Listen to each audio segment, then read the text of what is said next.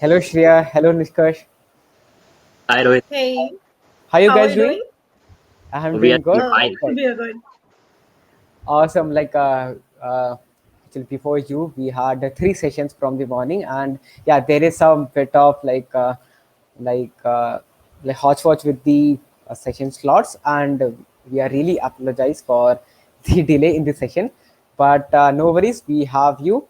And yeah, so you guys can introduce about yourself, like what you guys are doing and what your session is going to be today about. Okay, awesome. So, first I'm going to start with my introduction. That's okay, Nishkarsh. Yeah, sure. Okay, hi everyone. So, my name is Shreya Prasad and I'm a final year CSE undergrad from Indira Gandhi Delhi Technical University for Women. I'm also currently interning as a JavaScript developer at Steam Labs, and I'm also a Github Campus expert along with Microsoft Learn Student Ambassador, uh, student ambassador, and I'm also a mentor at MLH, and I've also participated as a Google Coding mentor last year. So I think that's it for my introduction. So you can go on, Nishkarsh. Sure. So my name is Nishkarsh Raj. I am pursuing my bachelor's. I'm in the final year at University of Petroleum and Energy Studies, Dehradun. And apart from that, I am working as a principal DevOps evangelist at Status Neo. And I am very active in the open source community where I have performed the 100 days and 300 days of code challenge on GitHub. And I have a current active streak of over 450 days working daily on GitHub. So yeah, that's about it from my side. And let's get in with the session. Shreya, can you please Sure. share the slides? Yes. Can you see them? Yes, it is. Okay. So today the topic of our session is full stack DevOps pipeline with GitHub Actions and Azure Cloud. So our session is divided into two parts where I will be handling the merge stack part and Nishkash will be handling the DevOps part. So firstly we will introduce to the merge stack and we will help you create a merge stack exercise tracker using MongoDB, Node.js, Express and React, and then Nishkarsh can guide you further. Yes. So once we have created an application on our local workstation, DevOps is all about collaboration and automation. So we will host this application live on GitHub and an open source repository so that others can collaborate on it. And then we will configure GitHub Actions, which is GitHub's own CI/CD tool that is continuous integration and continuous deployment, and also configure Docker, which is a cross-platform tool for sharing images that can be run anywhere. And then we will use Terraform for infrastructure automation on Azure Cloud and deploy our Node.js application on a web app using GitHub Actions. Awesome. So now we will get started with MERN Stack. So what is MERN Stack? So MERN Stack is a set of technologies that are used to create modern single-page applications, and it consists of four main technologies. That is MongoDB, React.js, Express.js, and Node.js. So MongoDB is a document-based open source database, and React.js is a JavaScript front-end library for building front-end for building user interfaces. And then we have Express.js, which is a web application framework for Node.js. And finally, we have Node.js, which is a JavaScript runtime environment that executes JavaScript code outside the browser, like server. Because when JavaScript was created initially, it could be we cannot execute JavaScript in the backend. Like we cannot run it in an environment apart from browser. So that's why Node.js was created, and that's why we use it in MERN-Stack as well. So moving on, first we will start with setting up our backend, that is the MongoDB.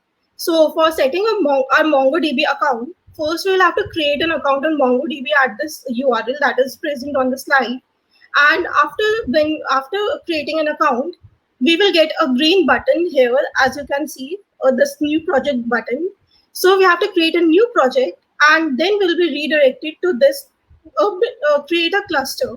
So once you have created your cluster, you will have to choose your cloud provider. So here, as you can see, there are three options available to you. You have AWS, you have Google Cloud, you have Azure, and they also provide you free tiers so that you can try out any of the clusters in your personal projects. So as you can see, we can choose any of the tiers and cloud provider along with the regions that are available to us. And once we have selected that, we can create a cluster by clicking on this green button.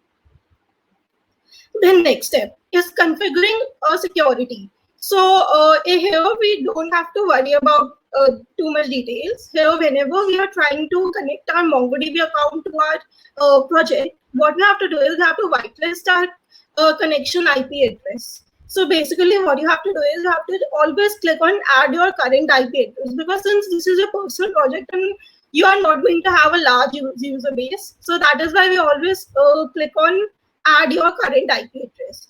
And then you will have to create a MongoDB user. So this will be a user who will be in charge of the cluster that you're creating right now. So by that, we'll create a MongoDB user. And then we will have to retrieve the connection information. So there are three ways by which we can connect our application to MongoDB. Either we can use the Mongo shell, that is a command line interface that is provided by MongoDB, or we can connect our application using a connection string, which is the most commonly used method by which we connect our projects to MongoDB.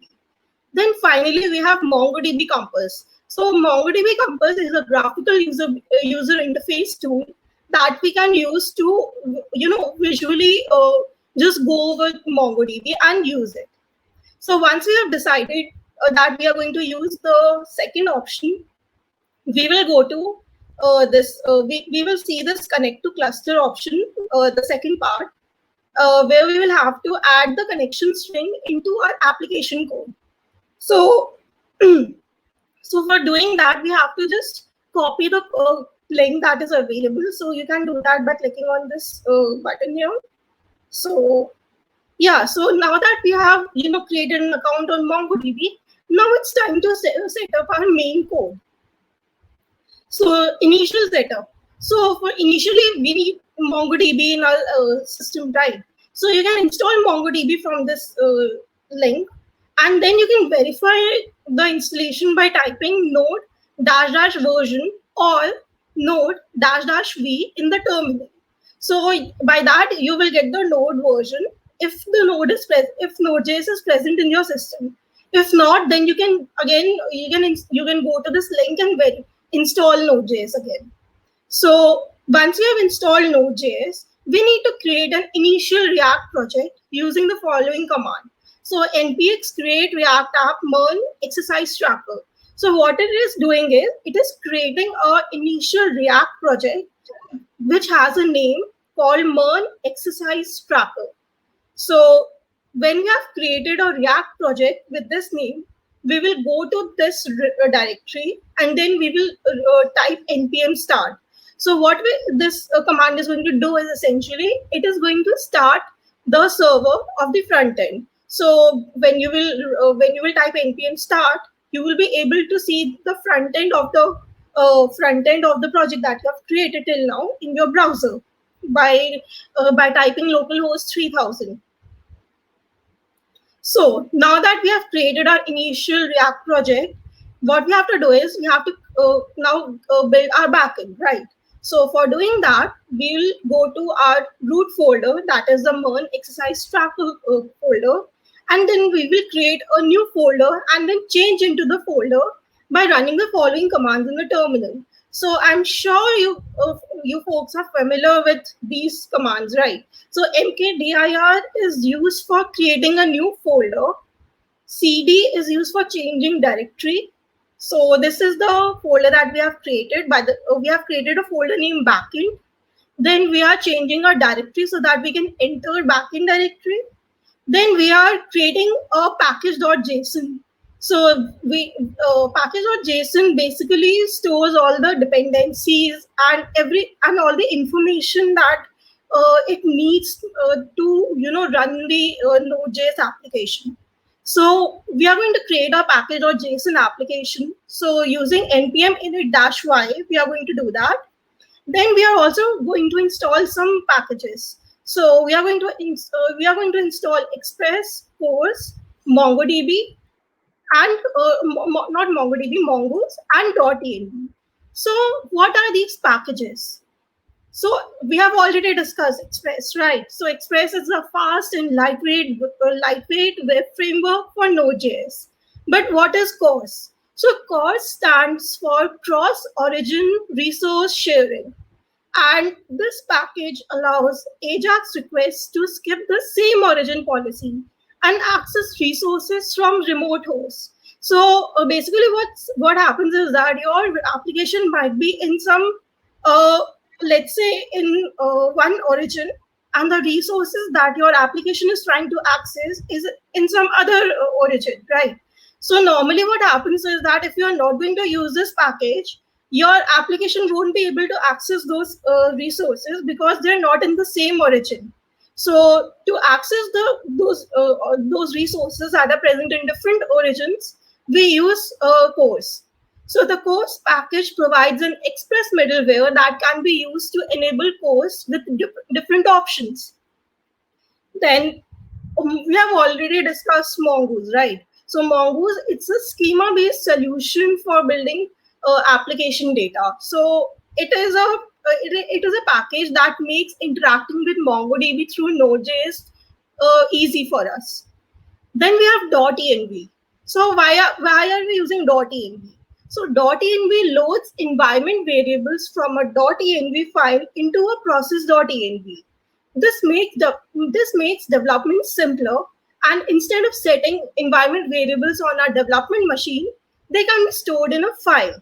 So that is why we use .env, and we will create this file later on. So finally, we will install one package globally, and that is Nodemon. So Nodemon makes development easier because it is a tool that helps to develop Node.js based applications by automatically restarting the Node.js application when the file changes in the directory are detected. So there's that for the packages. Next, we have backend server.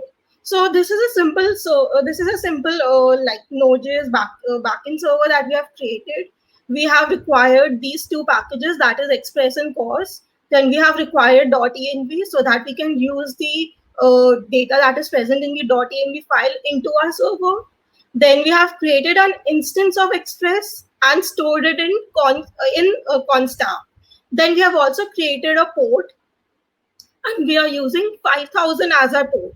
Then app.use CORS and app.use express.json are basically middlewares. So we are going to use these middlewares because we are going to send and receive data in JSON format. So that and we are so that's it for the middlewares. And app.listen will listen to the port that we are using here. So without this last line, we won't be able to start our server. So this is a really important line. And then we can start our server with Nodemon server. So Nodemon will constantly keep track of the changes that are made in the Node.js file, so that whenever some changes are being made, it will start the server automatically. So next thing we have is connect our database in MongoDB Atlas. So at the top of server.js, after the line const CORS is equal to require CORS, add the following line to require Mongoose. So since we have also installed Mongoose earlier, so we have to require that in our file as well. So we are going to require Mongoose, and after we have included middlewares in our file, we have to add this code. So this is what is this code is doing. It's doing nothing. It's just importing the connection string that we copied earlier, and it is including that here, and it is trying to create a connection with MongoDB using that. And these two variables that we have set to true are you don't need to worry about that very much, and just remember that we have to always enable them as true, because due to some latest versions in MongoDB, we have to do this. So don't worry about why you have to do this. Just you have to do this whenever you're trying to connect to our database in MongoDB. Next, we have how to make connection work. So, like I told you before, we have to go to connect, we have to go connect your application, and then we have to retrieve the string that MongoDB is giving to us. So after that, we will copy that and we will add this to our .env file. So this is the env, this is the connection string that you can see here, and you have to replace this password with the password that you used to set up your user. So if you remember previously, you created you performed two steps in the security section. You whitelisted your IP address and you also created a user for your cluster. So the password that you used at that time will be used here as well. So that's how you replace, that's the password that you use here. So once the connection is established, you will see this message in your console that MongoDB database connection is established successfully. Then now that we have established a connection to our database successfully, now the next step will be to create a database schema. Since we are creating an exercise tracker, so we are going to have two entities, exercises and users. So inside the backend folder, we are going to create a new folder again, named models. And inside the model, we are going to create two files, namely exercise.model.js and user.model.js. So if you're not sure, if you're not familiar with the term schema, I suggest that you Google up right now so that you can understand what is going on here, because it is pretty simple. And what is happening is nothing. We are just requiring the package mongoose into our file, and then we are creating a schema in which we are creating different fields, and each field has some validations. So like when I'm entering a new user, I want the whenever I want that the input of a user should be a string, and that it should be mandatory, and that it should be unique, and that it should not contain any white spaces, and that the minimum length of the username should be 3. So these are some of the checkpoints that we add to validate the input that is being added into our database. So, and timestamp is a default field that is added in every schema to keep track of like when that entry was added in our database. So this is how a schema is created, and then we are basically just storing the model in this variable, and we are exporting this. So similarly for exercise or model.js, so exercise is another entity. So we want the username. So in username, the type should be a string. That means whatever name that we are, like, let's say in place of exercise, I want to write, let's say, walking. So walking is a word of type string, right? And it is required. Like if you are adding exercise in your database, it is required to be like that field should be present. And then we have the description, like what's the description of the exercise that you are performing. So there's that, and then the duration, and then the date. Shreya, So these Shreya, are some of the hello. Shreya, sorry to interrupt Yes. you, but we are short on time. Can you please make it fast? Okay, my bad. Yeah, sure, please Okay. tell me. Okay, so now that we have understood what the schema is, let's go to server API endpoints. So inside the backend folder, we are going to create a new folder named roots. And inside that folder, we are going to create two files named exercises.js and users.js. So before writing any code into these two files that we have just created, we are going to go to server.js right before the line of app.listen, and we are going to include this code. And why we are going to do that is because we are going to include the two roots that we have created into our main server code, so that we can access these roots when the user is trying to go to them. So the first two lines are just loading the the files, and the fourth and fifth line, they are the middlewares that we are going to use. Next, we have users.js. So this is since this is a root for users.js, so but since the default endpoint is a slash, so when the user will get here and perform a get request, so they will find all the users that are registered in the database. And if they don't find that, then the status will be error. So that's for the get request.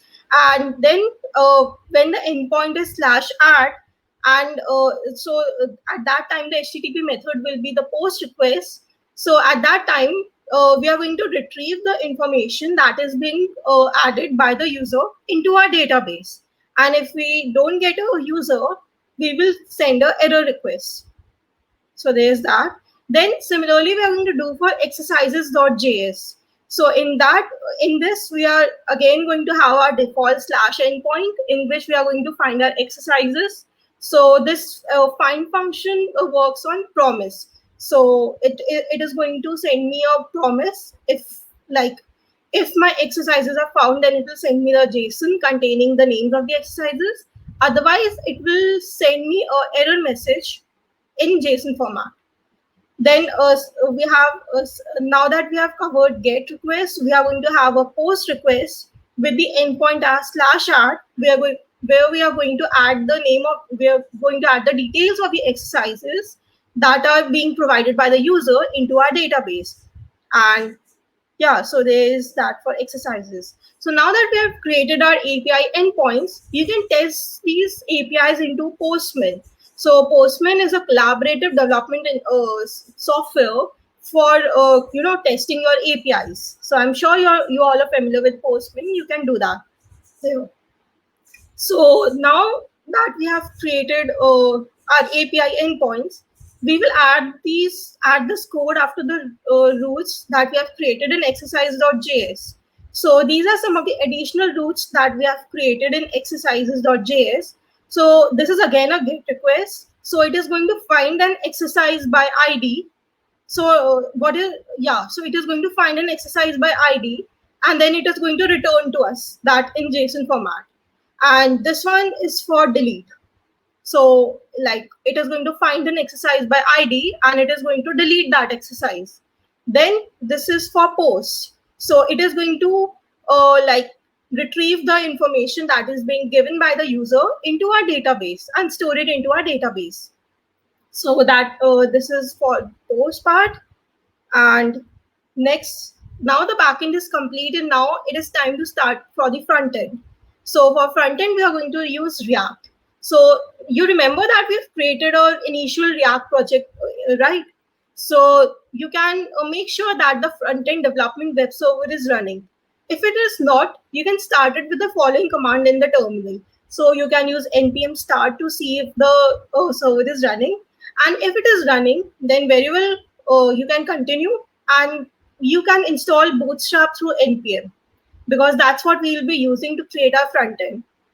And we can if you go to the initial React project, you can see that there is a file named as app.js. So you can get rid of most of the default code, and all we need is this part. And you also, if you notice here, I have also included this Bootstrap part here. This is because we'll be using Bootstrap into our code. So let's set up React Router. So React Router is again a package that is used to set up navigation paths for different components. So now we are going to install this using npm, and then we are going to embed the JSX code in the router element. So I want to highlight one thing here, like inside the router code. So this div might look like it is an HTML element, but in reality, it is not an HTML element. It is a JSX element, and this JSX is converted into a React.create element in the backend. So no, this is not a HTML, but this is a JSX code. So this is how your app.js should look like when you are embedding this code. So inside the router element, we will add the router configuration. So we will replace the hello world that we saw here previously with this code. So what is happening here is, first we have included this navbar component. So this is a component that has been created, that we will create in the future. And then we have all these roots present here. So what is happening is that this is a path URL, and when the user goes to this path URL, they are going to see this component shown up in their home, in their screen. So that's what it is happening here. So now that we have added all the roots, now we are going to see the full code of app.js after the imports are added. So earlier what we saw was that these components are being shown on the screen after when the user goes to a particular URL, right? But how does React know that where this component is present, or what this component is? So for that, we'll have to import the path, and then we have to give these paths a alias or a like alternative name. So that's what we have done in these lines here. Then in the same directory as app.js, create a new directory called components, and inside that directory, create a file called navbar.component.js, and this is the code for that file. So this, as you can see, this is a simple bootstrap code that has been taken from the documentation website, and this is going to create a navbar in your homepage. Shreya, Yeah. sorry to interrupt again, but we have to break for lunch after 10 minutes. So that can you please wrap up your session and I can continue? Okay. So since we are short on time, so we are going to just briefly go through the codes and these components. So these are some of the components that we have created, that is exercise.list, edit exercise.component. So these are some different components that we are using in our web page, since React supports a single page application. So these are the code that you can see on Bootstrap as well. So till now we have done nothing fancy. We are just checking to make sure that these components are working. And this is the whole React create exercise component. So I'm just going to quickly go through the code. So this dot state in here we are just like giving an initial state to each of the data that we are retrieving from the user. So initially the username will be blank, description will be blank, duration will be 0, date will be empty object, and users will be blank. So this is what we are doing here. Then we are going to change, like this code deals with how we are going to update the information that is being sent by the user. And then this code deals with how the submission will work. So on submit, like what is going to happen here? So finally what is going to happen is that we are going to console.log the final exercise data that is going to come to us. So till now we have not connected this code to the backend, like to the MongoDB. So we are going to see all of that in console.log. And this is the code that you are going to, this is basically the component that you're going to see on your web page. This one as well. And as you might have noticed that we are using something known as date picker earlier. So since we have not installed that yet, so we are going to install that using npm and using this command. So now you can test out your app that you've made so far. And if you add an exercise, you will see it logged onto the console, like I told earlier. So now that we've created our backend and front end separately, it's time to connect them together. So how we are going to connect them? We are going to connect them using Axios. So Axios is a library, HTTP library that is used to send requests. So what we are doing is we have done nothing. We have just added this line to on submit code. Basically what we are doing this, we are adding HTTP methods, and then we are adding endpoints. So and we are just performing some, like we are loading some code on that particular endpoint. So that is all that we are adding in our create user file. Yeah, so this is the create user file. So as you can see here, this is the render code, and you can now you can test out your application. So when you will go to localhost .3000/user and you will create a user, you will see that this is the user that we are getting in our MongoDB. So you can check out the input that is being inputted by the user into collection in this collections tab. And then we can also create a new exercise log, like it's been done here. And yeah, and that you can see that also in the MongoDB database. So now this we have done the same with edit exercise code as well. So here we have also added the Axios code, which is basically dealing with HTTP methods. This is like the get method and the endpoint URL, and then what is going to happen if we access that URL. So that's all that's happening here. This is the get request. This is also get request, and this is going to change the state of each detail when the user is adding the code, adding the details. Yeah, so this is a post request, and on submission, this is going to change the state of each data. And this is the code that is going to show on your page. So the edit exercise log page that you saw previously, this is the code for that. So yeah, so we are done. We have now fully created a fully functioning MERN exercise tracker app using MongoDB Atlas. And now I will hand over the presentation to Nishkarsh, and I'm so sorry for taking up so much time. No, that was great, Shreya.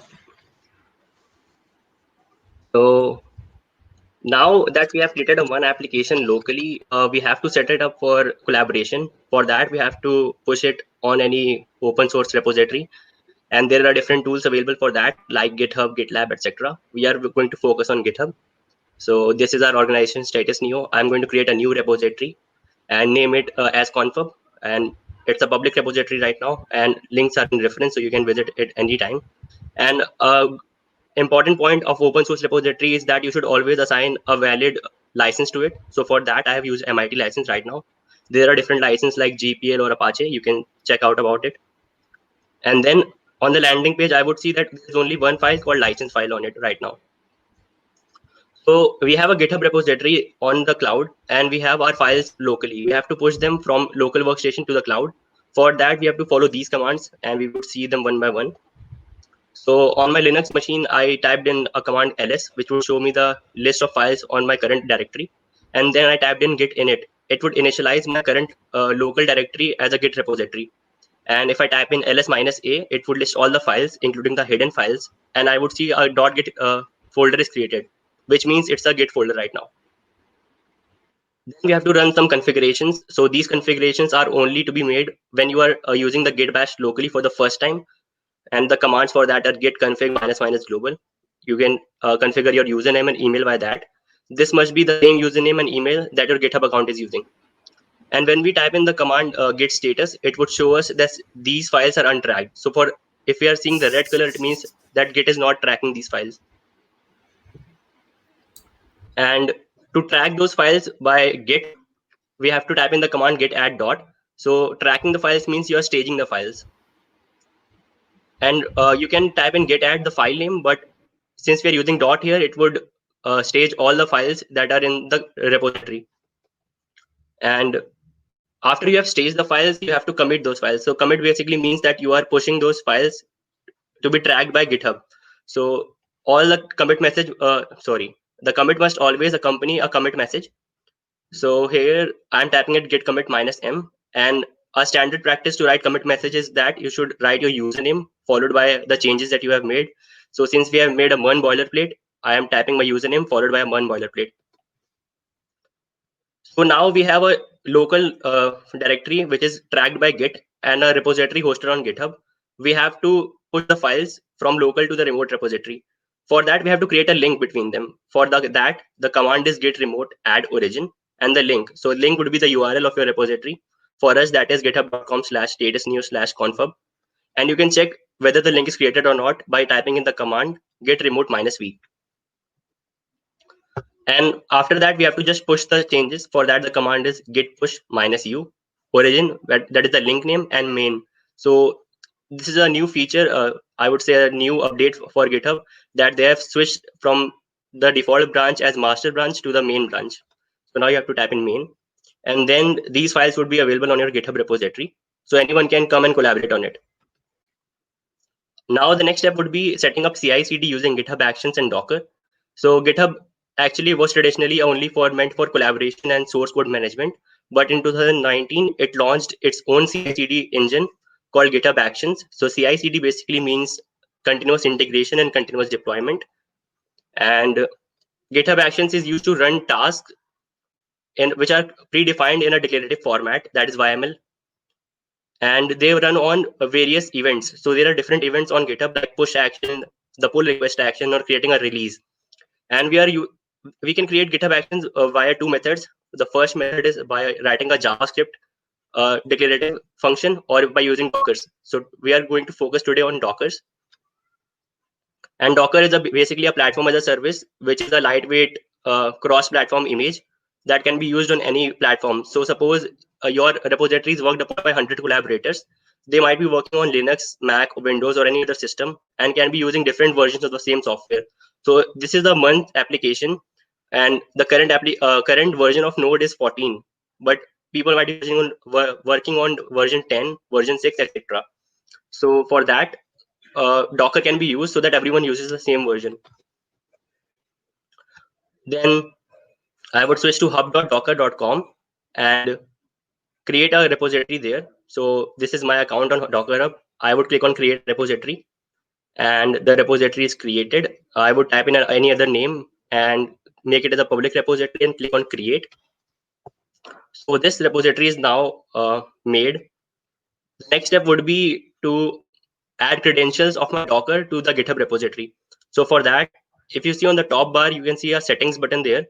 And in the left navigation bar, there's a secrets button. It would give you the secrets page, and you can add a repository secrets. And here you would type in your Docker ID and your Docker password. So that those are saved here. I would not show them obviously. And so bringing an analogy, there are two terms related to Docker, that are Docker image and Docker containers. So we can take an analogy of class and object if you have heard about object-oriented programming. So a class is a template and object is its runtime instance. Similarly, a Docker image is a template and Docker container is its runtime instance. So to create a class, we write programs in Java, C++, or any other language. Similarly, to create a Docker image, we write it in a Docker file. So the syntax for the Docker file here is this. So we are using Node 10 Alpine image as our base image, and we are copying the files from the local workstation to the Docker image and running the command. So npm install and npm run scripts can be run here. So there is a difference between the run command and the cmd command. The run command basically are associated with the Docker image, and the cmd command is only run when you launch the Docker container. Then we move on to create a GitHub Actions. So for creating GitHub Actions, you have to create a .yml file specifically in the .github/workflow folder. And so here the name for the GitHub action is CI/CD with GitHub Actions and Docker.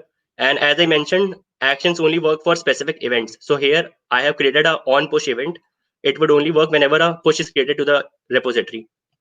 Then the job build is created. It works on Ubuntu latest. You can use any machine you want. The next step is inclusion of actions/checkout. So this is GitHub Actions own repository, the checkout repository, and it copies the entire workflow from your GitHub repository to the Docker image. Then we type in the Docker build command to create the Docker image by using the Docker file. It's a basic syntax which uses the Docker file we have created previously. Then we log into Docker Hub using the secrets we just created and push the Docker image to Docker Hub to the repository that we had created previously. So this action would run for a few minutes and give us a completion notification. So this is a screenshot attached for all the success running of this Docker actions.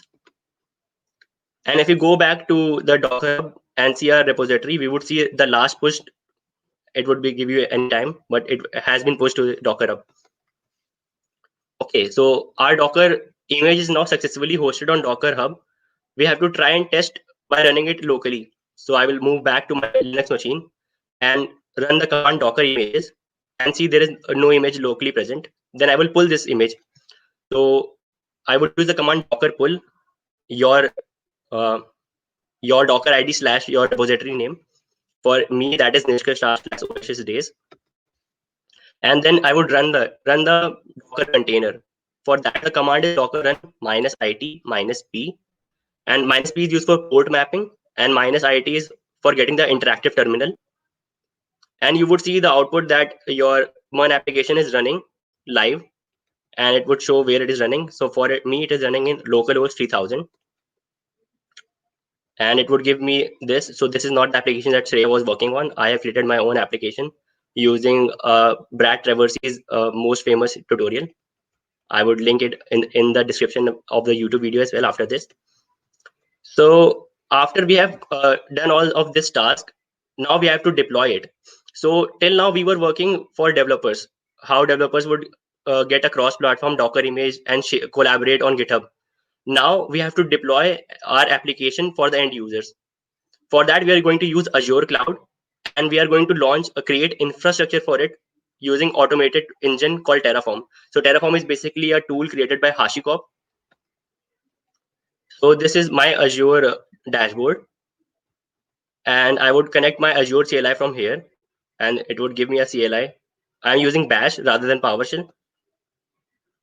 So if I type in AZ account list, I would get an ID. So I have obviously hidden it, but ID is your subscriber ID. And after that, you can create an authentication. So similar to the Docker Hub authentication that we created in the secrets, we have to create a secrets file for this as well, Terraform as well.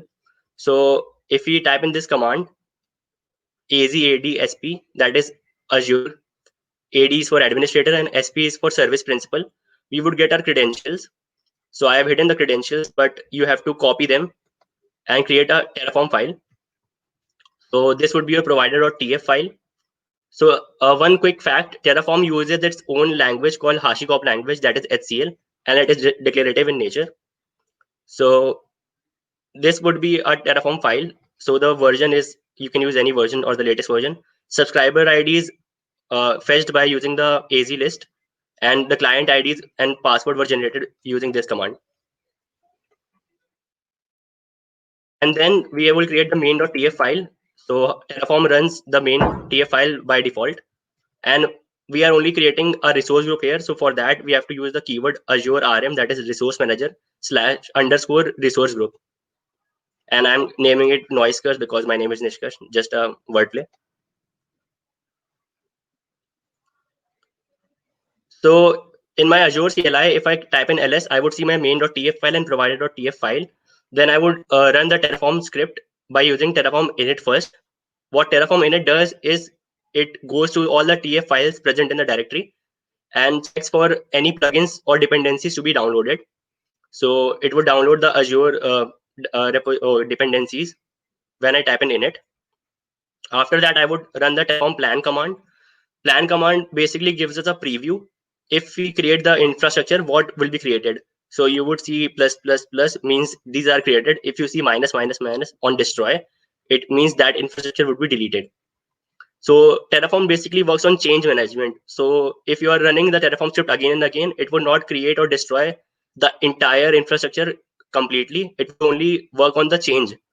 That is, suppose you have launched 100 containers, it would only destroy 99 if you have specified it. Otherwise, it would not destroy anything.